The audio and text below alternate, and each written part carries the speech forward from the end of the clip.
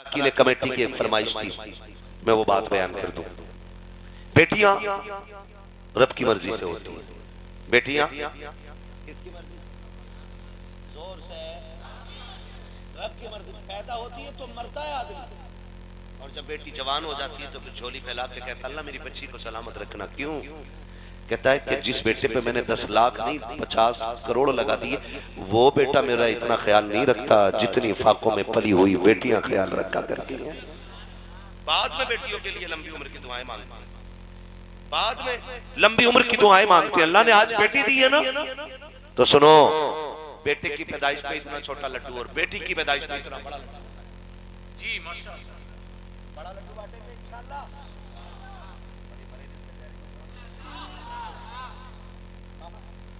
बेटा नेमत होता है, बेटी जोर से बेटी रहमत होती है। कभी बेटी आए ना किसी पे तो मुंह ना बिगाड़ना, शुक्र का सजदा करना और कहना तेरा शुक्र है मालिक तूने मुझे बेटी अता कर दी।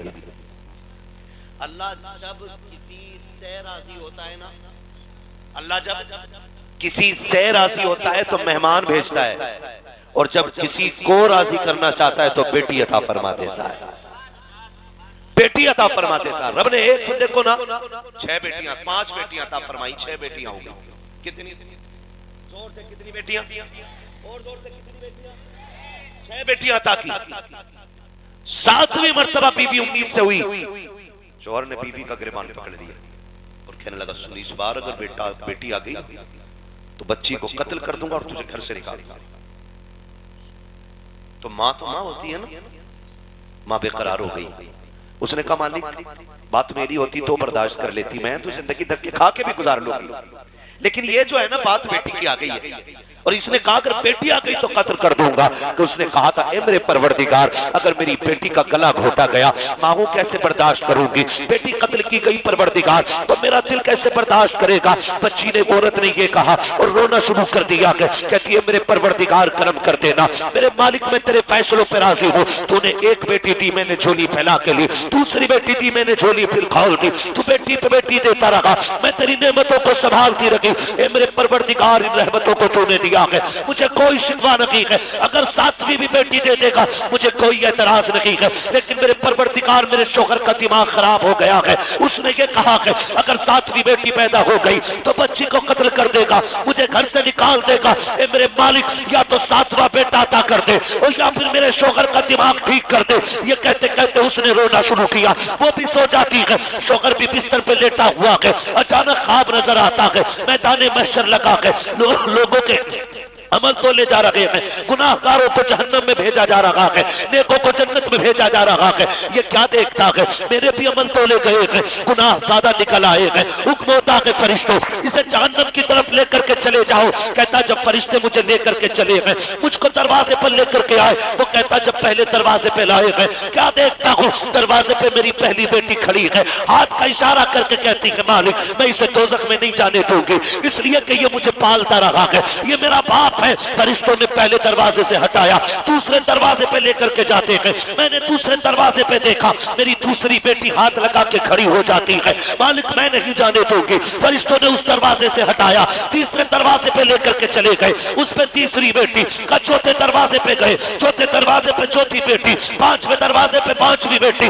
कहता जब तक 6ठा दरवाजा आया, 6ठे दरवाजे पे मेरी सबसे छोटी बेटी खड़ी थी। कहता बेटियां 6 थी, जहन्नम के दरवाजे 7 थे, 6 दरवाजों पे 6 बेटियां खड़ी थी। जब 6ठे से हटाया 7वें पे लेकर के गए, दरवाजा खाली था, मुझे झोंकने वाले थे कि मेरी आंख खुल गई। कहता आंख खुली, पसीने में डूबा हुआ मैंने मुसल्ला बिछा दिया और रोके का मालिक मुझे 7वां बेटा ना दे, अपने कर्म से मुझे 7वीं बेटी अता फरमा दे। वाह, नारे तकबीर, नारे रिसालत, नारे गौसियत, मसलके आला हजरत, क्या बात है, सुभान अल्लाह। खुदा सलामत रखे कमेटी वालों, यकीन जाने अगर आज के बाद ना एक बेटी को भी इज्जत मिल गई तो मैं समझूंगा तुम्हारा बुलाना कामयाब, मेरा आना कामयाब हो गया। आज के बाद अगर एक बंदे ने भी इतनों में से बिना डिमांड के निकाह कर लिया इस महफिल में सुनने की वजह से, तो समझ लेना मजार वाला भी राजी है, खुद काबे वाला भी राजी है। एक बच्चे ने भी अगर बगैर डिमांड के निकाह कर लिया, और सुनो कुरान कहता फक्कु रक़बा, फंसे हुए की जो गर्दन छुड़ा देगा, अल्लाह उसे बेहिसाब जन्नत में दाखिल फरमा देगा। बेहिसाब अगर जन्नत में जाना है ना, तो किसी मुश्किल में फंसे बंदे का हाथ पकड़ के उसे मुश्किल से निकाल दो।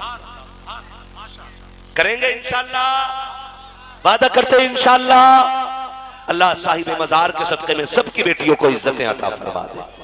हर बाप की बेटी ससुराल में सुख से रहे, हर भाई की बहन इज्जतें पाए, हर बहन का भाई अल्लाह नेक बना दे, है ना। बस मुझे हुजूर का शजरा और पढ़ देना है।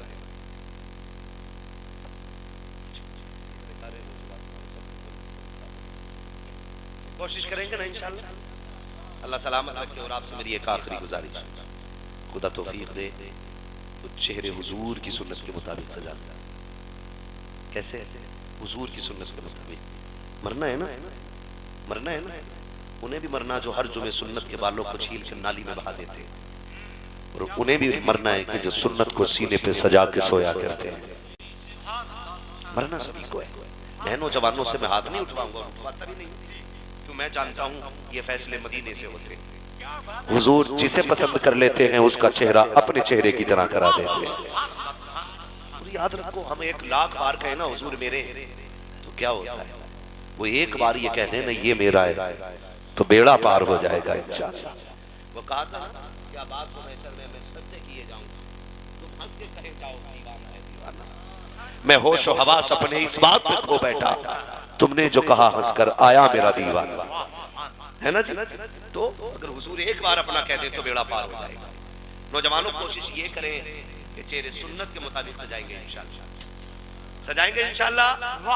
मैं कभी ऐसे देखता हूँ, दफन जाना होता है ना, तो चेहरे देखता हूँ, कसम खा के कह रहा हूँ, जब मरने वाले के चेहरे पे दाढ़ी देखता हूँ ना, तो दिल में खुशी महसूस होती है, दिल में खुशी महसूस होती है। और जब चेहरे पे दाढ़ी ना दिखाई देना तो डर सताता है। देखिए कितनी भी की तो क्या हुआ, अगर हुजूर ने कब्र में मुंह फेर लिया ना तो कोई खैरियत नहीं होगी, कोई राहत कब्र में नहीं दी जाएगी। और चेहरे पे दाढ़ी सजी हो और हुजूर कब्र में आए और सवाल होता मा कुंता तक़ुलु फी हक़्क़ि हाज़ा रजुल, इनके बारे में क्या कहता था? हुजूर मुस्कुरा के मुड़ के देख लें, यूं लब कुशा हुए कि गुलिस्तान बना दिया। हुजूर मुस्कुरा के देखेंगे कब्र नूरुन अला नूर बना दी जाएगी। और मैंने तो यहाँ तक बुजुर्गों को फरमाते सुना, कोई बंदा कब्र में दाढ़ी लेके जाता है, फरिश्ते कफन हटाते हैं, पूछते करना क्या है? हिसाब नहीं लेना? हाँ हिसाब तो लेना है। कहा इसके चेहरे पे दाढ़ी है, लगता नहीं है कि ये हुजूर का हो गया है? कहा दाढ़ी की वजह से बंदे कब्र में बख्श दिए जाते हैं, तो सजा ले दाढ़ी, कोई ज्यादा बात नहीं। सुभान अल्लाह। पीर साहब ये कहते हैं ना कि सुन भाई बरकत हो जाएगी, घोड़े के नाल की अंगूठी पहन, घोड़े की पूंछ भी बांध लेगा, काले घोड़े की नाल की अंगूठी, ऐसा लग रहा है काला जैसे आसमान से उतरा, उसे पहन लेगा, कह रहा बड़ी बरकत होगी, है ना। हम घोड़े की पूंछ गले में लटका सकते हैं, हुजूर की दी हुई सुन्नत चेहरे पे नहीं रख सकते। करके देखो, जाओ, गारंटी है। जिनकी दाढ़ियां हैं ना, दुआएं कबूल ना होती हो तो कभी यूं पकड़ो दाढ़ी और हाथ से ऐसे करके कहो मालिक ये तेरे महबूब की सुन्नत का वास्ता है, मेरी दुआ कबूल कर ले। फरमाया गया हाथ नीचे बाद में आते हैं, अर्जियां पहले कबूल हो जाया करती हैं। सुभान अल्लाह। तो बड़ी प्यारी चीज, रख ले जी, सबको रख दिया।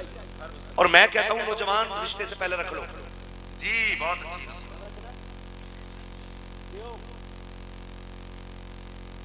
क्या बात है, कौन किसने बोला नहीं ना, उसकी अभी पूरी नहीं ना निकल रही है। रखेंगे इंशाल्लाह मेरे भाई लोग, रखेंगे। अल्लाह तौफीक देगा तो रखेंगे इंशाल्लाह। हुजूर के गुलाम है, कभी तो वो सूरज निकलेगा जो चेहरे पे दाढ़ी होगी, आएगा वो दिन इंशाल्लाह, और जल्दी आएगा इंशाल्लाह। रखेंगे। और दाढ़ी वालों से भी गुजारिश है, दाढ़ी रख के बड़ा लंबा लंबा झूठ बोलते हैं लोग, मुल्ला जी समझ को मान जाते हैं। थोड़ा सा ये भी ख्याल करें, जब ये सुन्नत रख ली है ना तो इसका एहतराम समझिए। कोई आपकी वजह से दाढ़ी को बुरा ना करे जी, कोई ये ना कहे कि दाढ़ी रख के पाप कर रहा है, दाढ़ी रख के झूठ बोल रहा है। दाढ़ी का पूरा ख्याल रखें, इस दाढ़ी की इज्जत करो, खुदा तुम्हारी इज्जतों का इंतजाम करा देगा। करेंगे इंशाल्लाह ऐसा। हाँ जी, बात लंबी हो गई है, माफ चाहूंगा, सर्द रात है, इतनी रात से बैठे हो। फरमाइश थी कि हुजूर का शजरा पढ़ दिया जाए, है ना। हाँ जी, 12:30 हो गए भाई साहब। बोले जरा सुभान अल्लाह, ऐसे नहीं, जरा खुल के बोले सुभान अल्लाह, और जोर से बोले सुभान अल्लाह। है ना। मैं आपको बता दूं, जब मेरा हाथ का इशारा हो तो आपको ना क्या बोलना है, बच्चे बोले, और इतनी जोर से बोलना है सुभान अल्लाह कि मैं चुपके से सांस ले लूं और आपको पता ना लगे। सीधी बात है ना, बात साफ सुथरी अच्छी रहती है, झूठ बोल के बात नहीं बनानी है।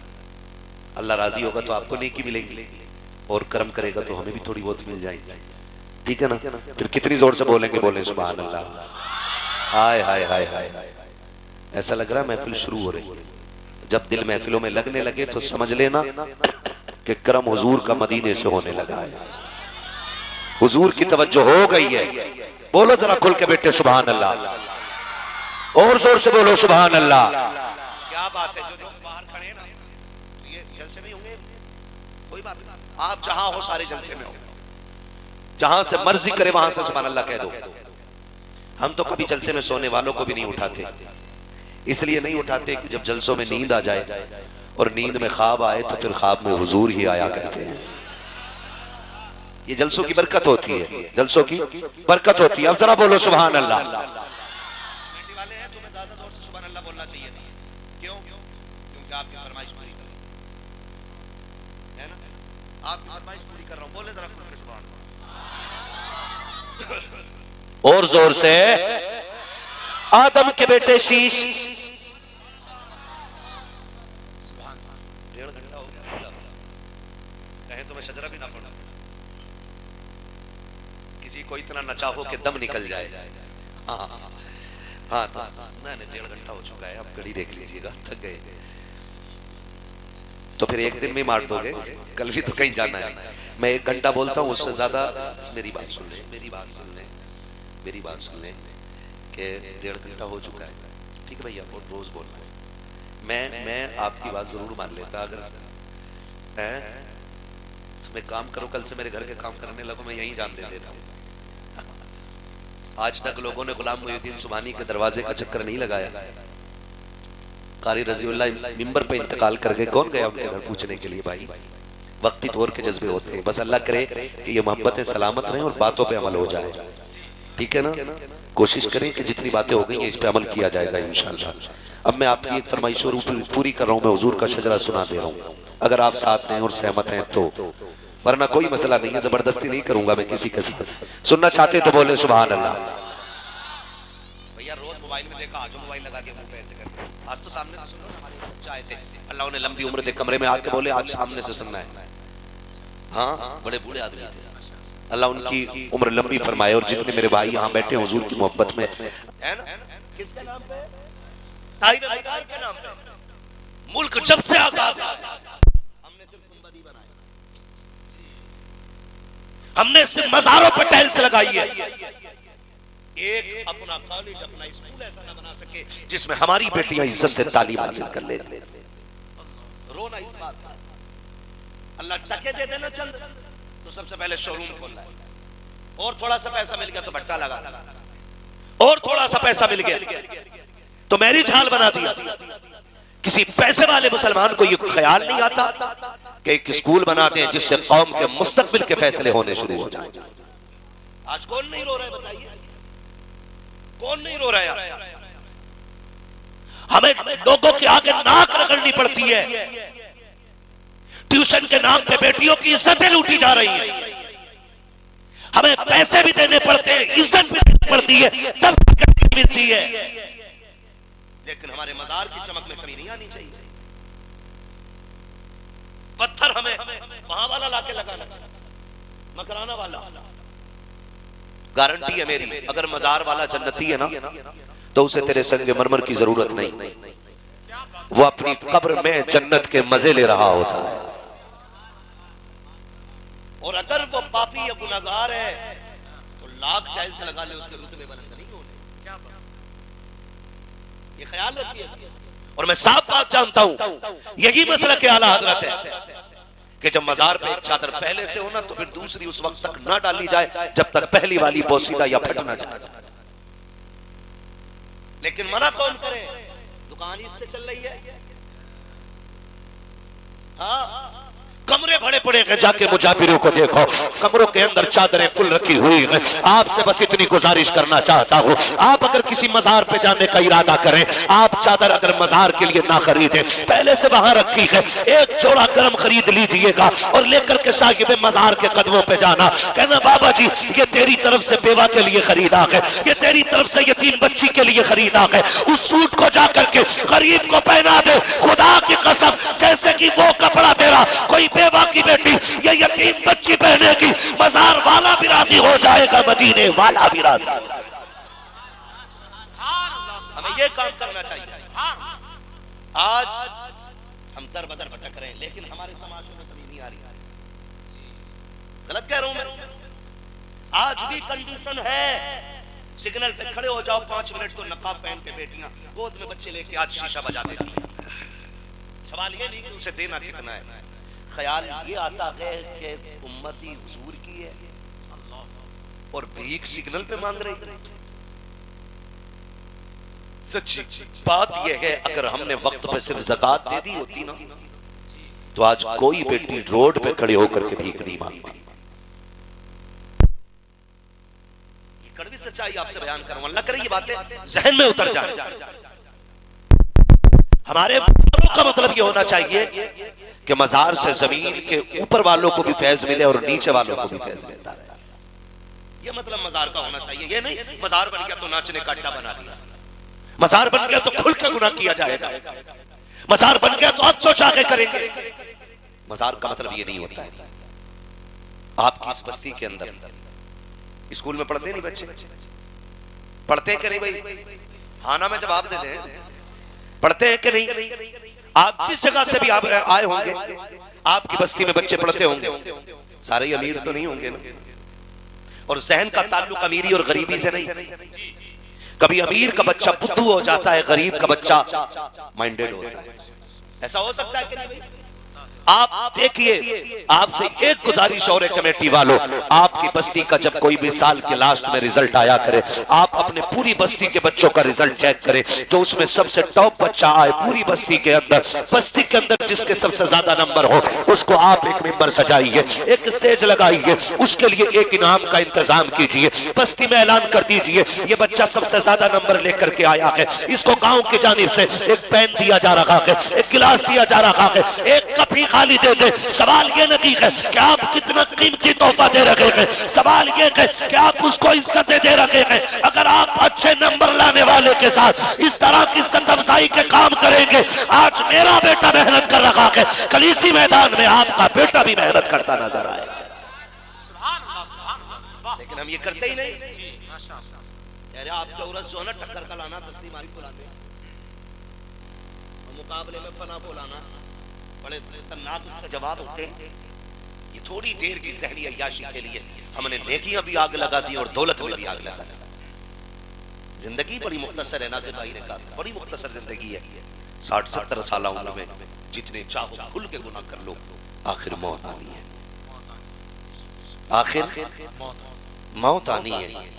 यहाँ न ताकतवर रहा, न पैसे वाला रहा, न गरीब न अमीर, हुए नामवर बेनिशान कैसे कैसे, जमीन खा गई नौजवान कैसे कैसे। बड़े बड़े आज कब्रों में रह के गल गए, उनकी कब्रों के निशान भी पता नहीं है, लेकिन ये 9 गज की बनी कब्र बता रही है। कब्रें उनकी याद रखी जाती हैं जिनके दिलों में रब की याद जिंदा रहा करती है, जिनके दिलों में रब की याद जिंदा रहा करती है, उनकी कब्रें जिंदा रखी जाती हैं। अगर चाहते हो जमाना तुम्हें याद रखे तो दिलों में रब की याद रख लो।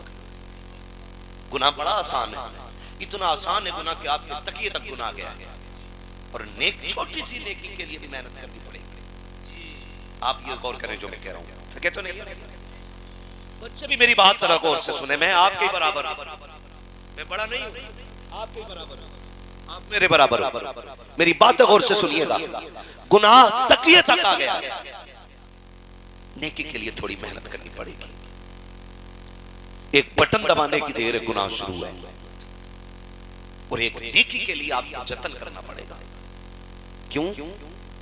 ये आपको नहीं बताता कि जन्नत मुश्किल है, जहन्नम आसान है। याद रखिए, मेरे इमाम ने क्या कहा था? मेरे अमाल का बदला तो जहन्नम ही था, मैं तो जाता मुझे सरकार ने जाने न दिया। सच्चाई है हमारी। अब हम कितने पारसा बन जाएं, कितने ऊंचे जुब्बे कुब्बे पहन लें, हकीकत यही है कि मैं तो जाता मुझे सरकार ने जाने न दिया। मैं एक जवान से कहना चाहूंगा, अपने रिश्ते रब से मजबूत करें। किससे? रिश्ते रब से मजबूत करें। और जब रिश्ते मजबूत रब से होते हैं ना, तो जबान खुलने में देर होती है, मदद आने में देर नहीं लगती है। अभी आपने भी देखा होगा, एक बच्चे का वीडियो वायरल किया जा रहा है। वो बच्चा लिफ्ट में ऑटोमेटिक फंस गया, उसको पता ही नहीं खुलनी कैसी।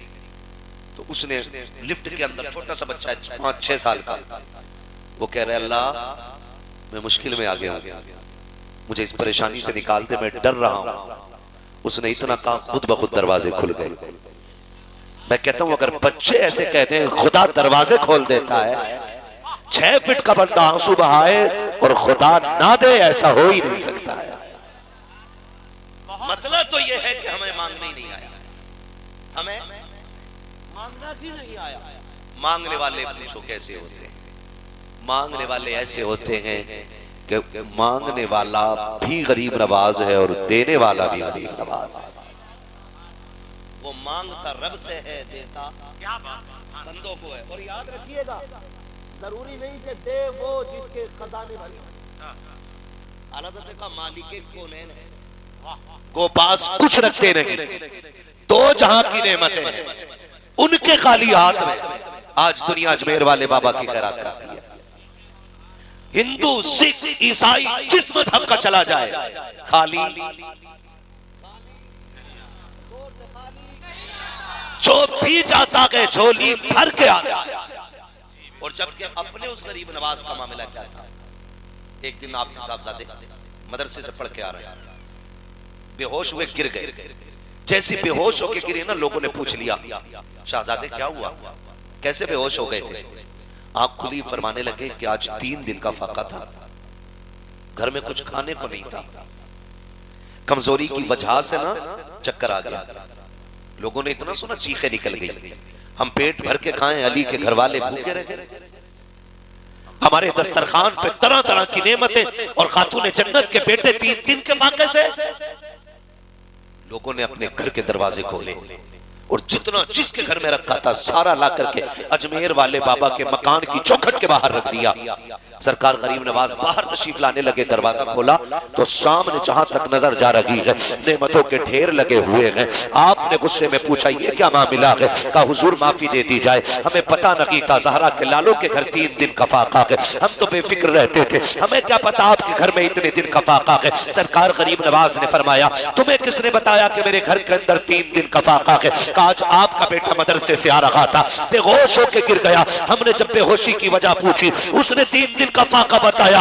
अल्लाह अकबर, गरीब नवाज को जला लाया, अपने बेटे को करीब बुला के कहा था शहजादे आज तूने हमारे दस्तरखान का राज खोल दिया है, आज हमारे घर का राज खोल दिया है। और आपने गुस्से में फरमाया था जा आज के बाद मुझे शक्ल ना दिखाना। उसी दिन से आज तक कोई बता नहीं सकता है गरीब नवाज का वो शहजादा किस कोने में जाके आबाद हुआ, लेकिन खुदा की कसम जिनके घर में कई कई दिन के फाके होते थे उनके दस्तरखान से कोई कभी भूखा नहीं जाता था। कल तो कल आज का आलम यह है कि झोली फैलाने में देर होती है, झोली भरने में कोई देर नहीं हुआ। सुभान अल्लाह, नारे तकबीर, नारे रिसालत, फैज़ाने ख्वाजा गरीब नवाज, मसलके आला हजरत। सुभान अल्लाह, सुभान अल्लाह। मेरे भाई खुदा तौफीक देना, किसी के काम आ जाओ, माशाअल्लाह, किसी के काम आ जाओ। ये सबसे बड़ी बात ये भी है, किसी के काम आ जाओ। आपकी जिंदगी अगर सिर्फ अपने लिए है तो क्या मजा तो तब है जब अपने आगे का उठा के किसी के हवाले कर दिया जाए। ख्याल कीजिएगा, करेंगे ना इंशाअल्लाह, किसी के काम आ जाइएगा और फंसे हुए को मुसीबत से निकालो। आज के दौर में सबसे बड़ा जो चैलेंज है वो है गरीब बच्चियों के घर की आबादी। तवज्जो है सारे लोग? कितने कवारे लोग बैठे हुए इस महफिल में, हाथ उठा के बता दें जिनकी शादी नहीं हुई है, छोटे से बड़े तक हाथ उठाए, जरा हाथ उठा ले भाई। बच्चे भी उठा लें जिनकी शादी नहीं हुई है, जिनकी हो गई है वो बच्चे ना उठाए, ठीक है ना? हाथ नीचे कर, बस आपसे एक गुजारिश है, बस बस मैंने देख लिया, अब मैं आपसे बात करूंगा, मुझे अच्छा लगेगा। मेरी आपसे गुजारिश ये है कि आज साहिब मजार के नाम पे ये वादा करो कि मांग के जहेज नहीं लेंगे। मांग के जहेज ले लेंगे। वाह, मांग के नहीं ले, क्या बात है। हाथ उठा के वादा करें इंशाअल्लाह। है ना, जिनकी लग गई लग रहा कि मौलवी मुझे नहीं लेने देगा। मांग के नहीं लेना है, मांग के नहीं लेना, अपनी खुशी से कोई कायनात उठा के दे दे। अपनी बेटी को दे रहे हैं वो। बेटियां, सच बताऊं, बेटियां कल भी जिगर का टुकड़ा थी, आज भी जिगर का टुकड़ा है, लेकिन फर्क इतना है ना, इन भीख मांगने वालों ने बेटियां बाप पे बोझ बना दी। ये जो कह रहा है ना 10 लाख रिश्ते में चाहिए और निकाह के टाइम 5 लाख और चाहिए, इन जैसे कुत्तों ने बेटियां बाप पे बोझ बनाई है। मैं तो इनको आदत के एतबार से कुत्ते से बता रहा हूं, कुत्ता फेंका हुआ खाता है और ये छीन के खाया करते हैं। इनकी वजह से आज बेटियां मर रही हैं। बेटियां कल भी बाप की हमदर्द थी, आज भी बाप की हमदर्द। वो भी कुछ दिन पहले 3 बच्चियों को लेकर नदी में कूदा था, लोगों ने सबने उसका साथ दिया। कभी बुरा हुआ कि बताओ भूखा प्यासा मर गया। मैं कहता हूं वो खुद भी जहन्नम में जाएगा और उसकी हिमायत करने वाले भी जहन्नम में जाएंगे। क्योंकि अगर मरना तुझे है ना, तुझे रब की जात पे भरोसा नहीं रहा तो मर, लेकिन दूसरों को लेके क्यों मर रहा है? तुझे लगता है अल्लाह तेरा नहीं तो इनका तो है ना, तू इन्हें छोड़ के मर जा, खुदा इन्हें अपनी रहमत से पाल के दिखा दे।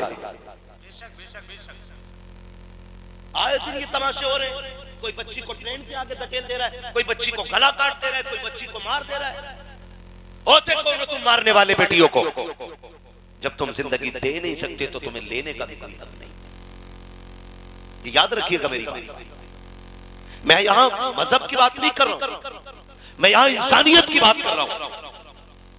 इंसानियत किसी भी गले को काटने की इजाजत नहीं देती। बेटियों को मार देना, गौर करो तो पता लगता है ये बेटे वाले जिम्मेदार हैं और उनसे खतरनाक होते हैं ये मिडलर, बिचमनिया, बिचौलिया कहते हैं। निकाह कराना बेहिसाब नेकी का काम है। जी हाँ, माशाअल्लाह। रिश्ते कराना ये बहुत बड़ी नेकी है, लेकिन रिश्ते में दलाली करना कह रहे उसमें क्या नहीं। एक जोड़ा और 500 रुपए के लिए कितना झूठ बोल रहा है पता है? अरे अभी सुनकर रहे हूं लौंडे को 70,000 रुपए महीना मिल रहे हैं, ताकि बेटी का बाप 15 लाख देने पर राजी हो जाए। हम सब जानते हैं बाबूजी, निकाह के 8 दिन बाद कह रहे मौलाना तावीज दे दियो इमाम साहब,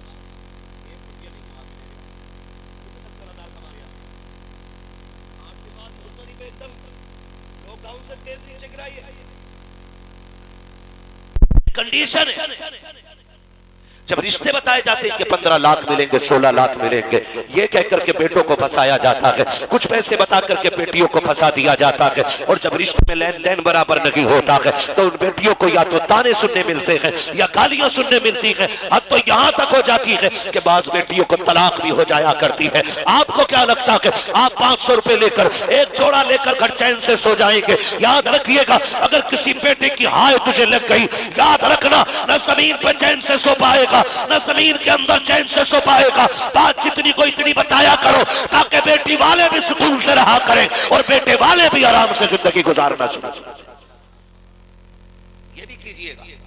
तो मैं नौजवानों से कह रहा, रिश्ते में डिमांड नहीं करेंगे ना इंशाअल्लाह, नहीं करेंगे ना इंशाअल्लाह। हाँ जी, अगर हो सके ना, अगर बिस्तर खुद खरीद सकते हो, इतने ठलुए नहीं हो कि बीबी के लाए हुए बेड पे ही सोने की नीयत बांध के बैठे हो, तो एक बेड अपने पैसों से खरीद लेना, 4 बर्तन खरीद लेना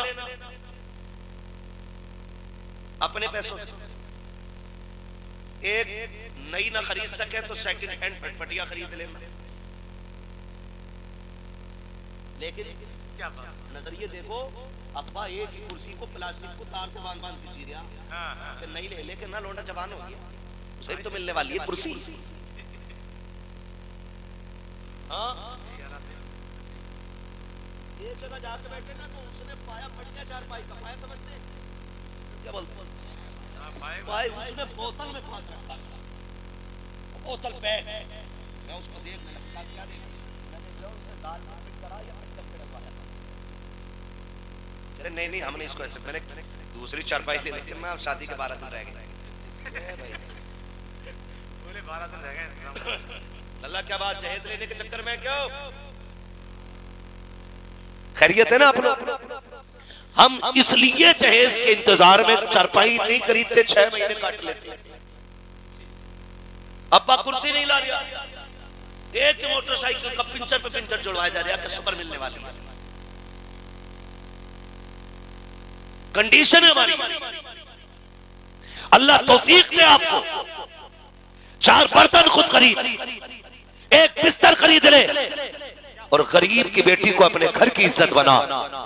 मैं नहीं जानता जिन्हें तूने परात में नहीं खिलाया, दावत में नहीं खिलाया, जिनको गाड़ी में बैठा के नहीं लेके गया, वो क्या कहेंगे, लेकिन इतना जानता हूं अगर तेरी वजह से किसी गरीब बेटी को इज्जत की सांस आ गई तो तुझे कोई दुआ दे या ना दे, गुंबद खजला से मदीने वाला दुआएं देने लग जाए। सुभान अल्लाह, सुभान अल्लाह। हुजूर की दुआएं देने लगेंगे।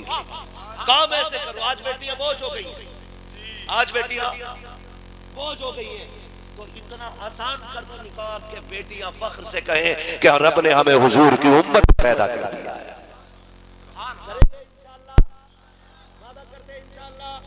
आज आपके आगे बेटी है, कल मेरे आगे बेटी होगी, परसों आने वालों के आगे बेटी होगी। अगर चाहते हो आपकी बेटियों को अल्लाह इज्जतें दे तो तुम दूसरे की बेटी को इज्जत दिया करो, खुदा तुम्हारी बेटी को इज्जतें अता फरमाए। रहमत होती हैं और बेटे नेमत होते हैं। जी बेशक बेशक। बेटियां रहमत होती हैं और बेटे नेमत होते हैं। नेमत का हिसाब होगा रहमत का हिसाब, रहमत का हिसाब। अभी बेटी के हवाले से नाज़िर भाई ने एक शेर पढ़ा था ना, बहुत खूबसूरत, मुझे याद नहीं रहा वरना मैं सुना देना, मगर बता जरूर दूंगा। जब बेटी आती है तो खाली हाथ नहीं आती, बल्कि 2 चीजें लेके आती है। नंबर 1 रब का सलाम लेके आती है, नंबर 2 खुशखबरी वाला वुसअते रिज़्क़ का पैगाम लेके आती है। ये कंडीशन है। जबकि हमारे समाज में अभी भी ये जाहिलाना रस्म है कि अगर किसी औरत के गोद में 4 बेटियां आ गई, 5 आ गई तो सीधा कह रहे। पहला सवाल होता, लगता हमारी जोठानी ने खिलवा दी। ये सबसे पहले कही जाती है। और देवरानी अगर जेठानी दोनों रिश्ते ना हो ना घर में, अकेली हो, तो फिर वो कह रहा है बीवी से कि तू मनहूस है। अम्मा कान कर रही है बेटे के, अल्लाह गलत जगह शादी कर ली, मैं कह रही थी मेरी बहन की लड़की ले लो, अब तुम्हारे अब्बा ना माने, अब देख लो नहीं। ये कह के जहर बढ़ती हैं औरतें। याद रखें, बेटियां देने वाला भी अल्लाह और बेटे देने वाला भी अल्लाह। बेटियां देने वाला भी अल्लाह और बेटे देने वाला भी अल्लाह। वो मालिक के ना चाहे तो कुछ ना दे, ना चाहे तो कुछ ना दे। बेटियां बोझ बनाती हमने सिर्फ किस लिए कि नहीं बेटा नहीं है। मैं नहीं जानता हूं कि अगर बेटा ना हो तो बेटियां बुरी लगने लग जाए। बेटे की तमन्ना अच्छी बात है, क्योंकि नबियों ने बेटों को दुआओं में मांगा है। नबियों ने बेटों को दुआओं में मांगा है। मांगिए आप बेटे दुआओं में, लेकिन मतलब ये नहीं कि बेटियां बोझ लगने लग जाए। और मैं एक बात कहता हूं कि बेटियों को इतना प्यार दे दो कि ससुराल जाएं तो उन्हें किसी और के प्यार की जरूरत ही ना पड़े। वो प्यार अपने घरों में आप, ताकि आपका प्यार बेटियों की जिंदगी गुजारने के लिए काफी है। आज भी बच्चियों को इसलिए तलाक हो जाती है कि बेटे नहीं हो रहे। आज भी इसलिए लोग औरतों को घर से निकाल देते कि सिर्फ बेटियां ही बेटियां हैं। खुदा के वास्ते, रब जब किसी से राजी होता है ना, रब जब किसी से राजी होता है, खुश होता है, तब उसे बेटियों के तोहफे अता फरमाया करता है। और बेटियों से भी एक गुजारिश है कि तुम भी बाप की इज्जत बन के रहो, बाप की शान बन के रहो।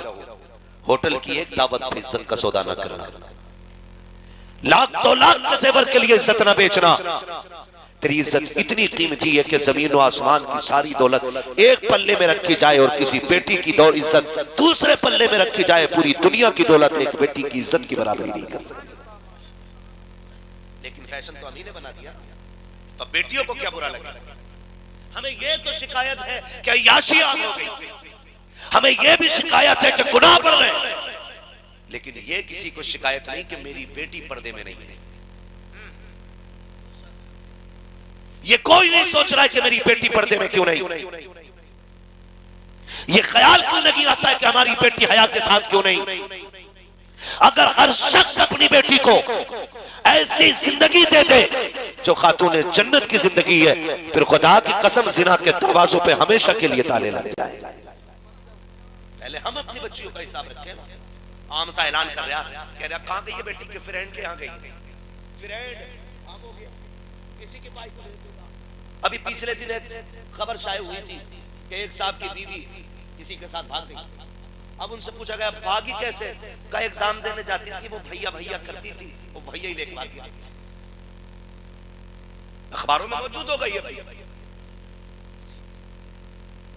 और जब कोई अकलमंद समझाए कि भाई बेटी ये पर्दे से रख, कह रहा तुम्हारे ख्याल गंदे हैं, मुझे अब्बा कहता हो, मुझे खालू कह रहा है, मुझे चचा कह रहा है, मुझे बड़ा पू कह रहा है, खुदा का वास्ता दे के कहता हूँ, खुदा की कसम, अगर कोई भाई बहन को पर्दे के लिए कहता है तो उसकी इज्जत पे उंगली नहीं उठाता है। अगर कोई बीवी से पर्दे में रखने की बात करता है तो उसके किरदार पे शक नहीं करता है। खुदा की कसम, अगर शक की बुनियाद पर पर्दे का हुक्म होता तो ला के दिखा एक बेटी जो फातिमा ज़हरा जैसी हो, एक बीवी ला के दिखा जो सैयदा आयशा सिद्दीका जैसी हो, एक शोहर ला के दिखा जो मेरे नबी के जैसा हो। आका करीम ने अपनी बेटी को बुला के कहा था, फातिमा मेरे बाद पर्दा कैसे करके दिखाओगी? तब मेरे नबी की शहजादी ने कहा था, पापा जी आपके बाद तो जीने का तसव्वुर ही नहीं है, पर्दा इससे भी ज्यादा करूंगी। फिर आपने अपनी शरीक हयात, अपनी चहीती लाडली बीवी हजरत आयशा सिद्दीका को आपने आवाज दे के कहा, या आयशा लब्बैक या रसूल अल्लाह, आयशा तुम बताओ पर्दा कैसे करोगी? कहा महबूब जितना पर्दा आपके दौर में किया है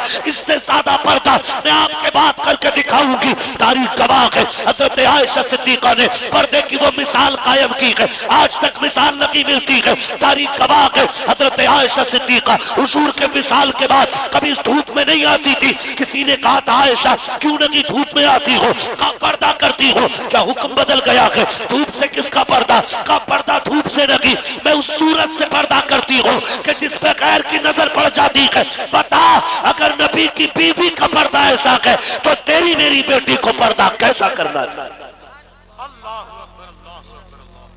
आज पर्दे हमारे घरों में नहीं, कह रहा भाई मसला ये है, नौजवान नस्ल बिगड़ रही है। जब लड़कियां फ्री होंगी तो लड़कों को कौन रोकेगा? पहले बच्चियां कंट्रोल करेंगे इंशाल्लाह, करेंगे इंशाल्लाह। आपकी बच्ची घर के बाहर जा रही है, जिम्मेदार के साथ जाए, और जब आए तो वापस हिसाब लो, बेटी इतना वक्त कहां लगेगा? और भरोसेमंद के साथ भेजना जिस पे एतमाद हो, वरना घर की इज्जतें चली जाती है, किसी पे फर्क नहीं पड़ता है। करेंगे ना इंशाल्लाह ये काम। अपने घरों में पर्दा आम करो और दुनिया को बता दो हम फैशन के लिए नहीं आए, हम तो दुनिया में आए ही हुजूर के लिए। करेंगे इंशाल्लाह सारे लोग। अपने बहन बेटियों की रखवाली खुद से करें। अब कोई मुहाफिज नहीं है, अपनी बच्चियों की हिफाजत हमें खुद करनी है और हर हाल में करके दिखाएंगे इंशाल्लाह। करेंगे ना इंशाल्लाह। अल्लाह बच्चे बोलते सुभान अल्लाह, सिर्फ बच्चे बोले सुभान अल्लाह।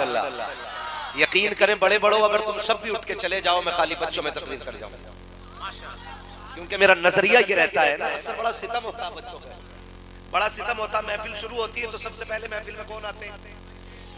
जोर से। आज मुझे लग रहा है कि ये डरने वाले नहीं रजाई के साथ आए हैं। न भागने वाले हैं, न डरने वाले हैं, न हटने वाले, मैं रजाई गद्दों के हैं।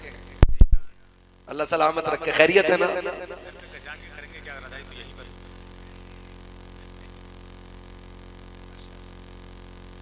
जिसने ओढ़ी रजाई मैं उसका क्या करे कोई ना, मैं कुछ और कहना चाह रहा हूं। जिसने ओढ़ी रजाई या वही कह दो, क्या बोल लोई, उसे क्या उठाएगा कोई, कसम खा के बैठे। तो महफिल शुरू होती है ना, सबसे पहले बच्चे ही आते हैं, है ना। महफिल का आगाज बच्चों से होता है। जब कोई अच्छा नात खां खड़ा होता है ना, फिर बड़े बड़े निकल के आते हैं और बच्चों से कहते हैं चल चल पीछे चल, यहाँ मैं बैठा। महफिल हुजूर की है, आपको किसी को उठा के पीछे भगाने का हक नहीं है। हाँ, ये बज़्मे मैं है, यहाँ कोताह दस्ती में है महरूमी, जो बढ़कर खुद उठा ले हाथ में मीना उसी का है। हाँ, जो बाद में आया हुजूर उसे भी देख रहे हैं, जो पहले आया हुजूर उसे भी देख रहे हैं। आप अगर 10 बजे आके बच्चे को उठा के पीछा करेंगे तो आपने कौन सा कलमा पढ़ा है जो इस बच्चे से ज्यादा मजबूत है? इस बच्चे का भी रिश्ता हुजूर से वही है जो आपका है। तो कभी भी हमें बच्चों को उठा के पीछे नहीं भगाना। समझदार बच्चे मस्जिद में आ जाएं तो उन्हें भी नहीं भगाना। समझदार बच्चे जिन्हें पाकी नापाकी का पता हो, बहुत छोटे बच्चों की बात नहीं करता हूं, जिन्हें पाकी नापाकी का इल्म ना हो, समझ ना हो, ऐसे बच्चों को मस्जिद में नहीं लाना चाहिए। लेकिन जो समझदार हो जाएं उन्हें भगाना नहीं चाहिए, उन्हें भगाना नहीं चाहिए। और मैं तो ये देखता हूं, अगर मस्जिद में बच्चे आ गए तो ये जो 5 टाइम का नवाजी है, तेरा किस काबिल, तेरा कलुआ, तेरा भाग्य, पूरा का गुड्डू का, ऐसे कह के भगा दिए जाते हैं। हम बच्चों को बचपन से मस्जिदों में लाने के आदी बनाए। बहुत अच्छा, समझदारी की उम्र से उन्हें मस्जिदों में लाए, ताकि जब जवानी की दहलीज पे कदम रखे तो कान पकड़ने की जरूरत न पड़े। अजान मस्जिदों से आए, दीवाने घरों से निकलना शुरू हो जाया। और याद रखिएगा, आदतें बचपन से बनती हैं। जो छोटे पौधे देखे अपने, हमारे घर में भी होते थे। हमारे दादा ना लकड़ी लगाते थे घर में। हमने कहा भाई ये लकड़ी क्यों लगाई? कहा करिए हटा देंगे, पौधा झुक जाएगा, बड़ा होगा तो टेढ़ा रहेगा, इसके सहारे से सीधा खड़ा रहेगा। जब मजबूत हो गया, लकड़ी हटा ली, पेड़ सीधा का सीधा रह गया। तो बचपन के ये वो पौधे हैं जिन्हें एक सीधी लकड़ी की जरूरत होती है। और वो घर का वो फर्द बन सकता है जो रब का भी खौफ करता हो, रसूल का भी खौफ करता हो। हम अपने बच्चों को मस्जिदों में लाने के आदी बने और महफिलों में लाया करें जानबूझ के, इसलिए कि कल जब हम कब्रिस्तान में होंगे और ये हिंदुस्तान में होंगे, फिर ये उर्स की महफिल लगेगी नौगजा बाबा की, फिर कोई आके कहेगा ये शिरक है, तो ये फिर किताब खोल के नहीं थप्पड़ मार के बताएंगे, मुंह बंद कर, तू आज की पैदावार है, हम तो बचपन से बाप के साथ ही उर्स मनाते आ रहे हैं। इसलिए बच्चों को लाया करें महफिल में, ताकि बच्चों को हुजूर का इश्क सीने में आए। मुझे एक बच्चे ने भी मेरा हाथ पकड़ लिया था और मेरा हाथ पकड़ के कहने लगा मैं आपको बहुत सुनता हूँ। एक बच्चे ने मेरा हाथ पकड़ लिया, उसने कहा मैं आपको बहुत सुनता हूँ, बार बार कहा बहुत सुनता हूँ। तो मैं उसको मोहब्बत से देख रहा था और मैं सोच रहा था कि ये इश्क रसूल की शाखें कितनी दूर तक फैली हैं कि जिन्हें मेरे घर का एड्रेस नहीं पता वो मेरी बात इतनी धुन से सुनते हैं कि रात के 11:30 बजे भी जमीन पे बैठ के इसी जिक्र का इंतजार कर रहे हैं। अल्लाह सलामत रखे सारे लोगों को। ये उर्स की महफिल है और ये महफिलें सिर्फ इसलिए होती हैं ताकि इन महफिलों में आए तो अल्लाह हमें भी अल्लाह वाला बना दे। यही मतलब होता है। ये महफिलें सिर्फ इसलिए होती हैं कि इन महफिलों में आके बैठे तो बुजुर्गों की नजर पड़े और हमारे दिल बदल जाए, इसलिए ये महफिलें की जाती है। और हमारा अपना नजरिया यह है कि जितने उर्स में आते हैं वो सारे सिर्फ ये कहते हैं या तो पैसा मांगते हैं या शिफा मांगते हैं या तरक्की मांगते हैं या कामयाबी मांगते हैं। 1% बंदे ऐसे नहीं मिलते जो ये कहते मालिक जैसे तूने इन्हें अपना वली बनाया है हमें भी अपना वली बना। अभी ये भी मांगना चाहिए ना हमें, अल्लाह जैसे तूने इनके दिलों में अपनी मोहब्बत डाली है हमारे दिल में भी डालना। हम जब भी मस्जिदों में आते हैं अपने लिए आते हैं, कभी वो जज्बा दे कि हम तेरे लिए उठ के रात को 3 बजे मुसल्ले पे आए, कभी ये मज़ारों पे आके मांगा करो अल्लाह इस अल्लाह वाले की तरह हमें भी नेक बना दे, हमें भी सच्चा बना दे। बड़ा दिल खुश हुआ, मैंने पूछा कल क्या होना, के कल कुछ नहीं, के परसों फिर खतीबुल हिंद हजरत अल्लामा मौलाना मुख्तार अहमद कादरी पहेड़वी साहिब किबला का खिताब होना है, जिन्हें दुनिया सुन्नियत शेर कादरियत के नाम से जानती है। नाज़िर भाई यकीन करें मेरा कलेजा ठंडा हुआ ये सुनकर, जी माशाअल्लाह। वरना बरेली से लेकर के रामपुर तक 100 उर्सों में से 90% उर्सों में कवालियां होती हैं। और सिर्फ कवालियां नहीं, वो भी वो मुकाबले वाली उर्सों में हो रहा है। मैं कभी कभी सोचता हूं कि अगर साहिब मजार को निकलने की इजाजत होती ना, ऐसा थप्पड़ बजाते निकल के कि कान बहरे कर देते। और वो कहते, तुमसे पूछते कि जिनके खिलाफ पूरी जिंदगी हम बोलते रहे, तुम वही लाके हमारे मजारों पे करने लग गए। हैरत होती है, आज उम्मत उस मकाम पे आके खड़ी है कि आज उम्मत का कोई पुरसाने हाल नहीं है। न बहन की इज्जत महफूज, न बेटी की इज्जत महफूज, न माओ की इज्जत महफूज। और जिनके बिगड़े हुए पे पैसा है वो कहते मजा नहीं आएगा बाबे मजार पे, मुकाबले में जब तक जवाब देने वाली टक्कर की ना हो। क्या मैं गलत नहीं कह रहा हूं? अगर तुम ये साबित कर दो कि ये दीन में है तो हम ये छोड़ के उसमें शामिल हो जाएंगे। और अगर ये साबित नहीं कर सकते तो फिर कहो मैं मुजरिम हूं आका, मुझे साथ ले लो कि रस्ते में है जा बजा थाने वाले। कहो फिर इस बात को, जब ये दीन का हिस्सा नहीं तो मजार पे क्यों किसी की बेटी को लाके नंगा कर दिया जाता है? अभी हमारे सैयद साहब के पास फोन आया, कहा मुफ्ती साहब की तारीफ चाहिए, उर्स का प्रोग्राम है। उन्होंने पूछा क्या क्या होना है? कहा पहले दिन उर्स होना, फिर मुशायरा होना, फिर कव्वाली होनी। तो मैंने कहा मना कर दो, नहीं आ रही। कहा क्यों? मैंने कहा जिस इश्तिहार में शरीयत बचाने वालों का नाम हो, उसी इश्तिहार में शरीयत से खिलवाड़ करने वाले का नाम हो। हम वाक़ई तो रह सकते हैं, ऐसे दीन का सौदा नहीं किया जा सकता है। ऐसे दीन का सौदा नहीं किया जा सकता है। आए थे वीडियो देखो, नाम कितने अच्छे अच्छे, और इन्हीं स्टेजों पे बैठ के दुपट्टे उतार दिए जाते हैं। मैं पूछना चाहता हूँ, जिस इस्लाम ने बेटी को रिदा दे करके इज्जतें बख्शी थी, जिस इस्लाम ने मर्द की आंखों को हया का ज़ेवर दे करके, इस्लाम ने जिन मर्दों का वकार बुलंद किया था, आज उसी इस्लाम के नाम पर हमारे कौम के बिगड़े हुए अमीरों ने नाच गानों की महफिल बाजारों के नाम पे ला करके, मिंबरों पे ला करके बैठा करके इस्लाम के साथ जो खिलवाड़ शुरू किया है, न दुनिया में माफ किए जाएंगे न आखिरत में माफ किए जाएंगे। मैं तो बस इतना पूछना चाहता हूँ, ये जो मिंबर पे जवाब दे रही है बैठकर, ये जो दुपट्टे उतार के कूद रही है, ये भी तो किसी की बेटी होगी। इसने भी किसी बाप की गोद में बैठ करके इज्जत की सांसें ली होंगी। इसकी रगों में भी किसी माँ का लहू दूध बन के दौड़ रहा होगा। ये वही तो बेटी है जो खानदान की कभी इज्जत कहलाई होगी। ये वही तो बेटी है जिसको कभी खानदान वालों ने आबरू की निगाह से देखा होगा, लेकिन चंद पैसों के लालच में इस बेटी को दुपट्टा उतारना पड़ गया। और मेरी कौम के नौजवान जब किसी बेटी का दुपट्टा उतरता है, पैसों की गड्डियां लेकर के इस तरह से निछावर कर दे गए कि जो सर का दुपट्टा था वो गले में आया, गले का दुपट्टा जमीन पे आ गया।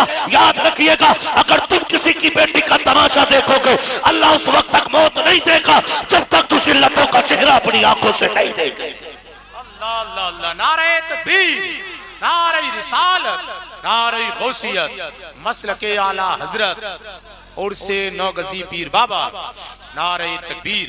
बहुत अच्छा हमें हो क्या गया है? मैं फिर मुबारकबाद पेश करता हूँ अरकान कमेटी को, जिन्होंने ये महफिल सजा के इरादा किया है महफिल अल्लाह वाले की है तो बातें भी अल्लाह वाली की जाए। खुदा सलामत रखे। ये कंडीशन आज हमारी कौम की है। उस दिन पता चलता है कि पैसा क्या चीज है ना, क्यों उड़ा रहे हैं, चल रहा है पैसा। अगले दिन ना लोग बात करते हैं चौक में खड़े के, अरे भाई फलां पे कितना पैसा आया, अरे भाई बड़े पैसे वाला है। अल्लाह ने पैसा दिया नहीं तो हराम में ना लगाइए, हराम में ना लगाइए। और जाओ, गारंटी है यही कव्वालों और नचनियों पे पैसे लुटाने वाले अपना रिश्तेदार हॉस्पिटल से कॉल करके ना ये कहते हैं कि बेटे का ब्लड चेंज होना है, खून नहीं मिल रहा है, मिल भी रहा है तो महंगा मिल रहा है, पैसे नहीं है। तो कहता 5 मिनट पहले फोन कर लेता तो मैं दे देता। ये कंडीशन है। जाओ कभी हॉस्पिटल के बाहर खड़े होकर देखो दुनिया की हालत क्या है।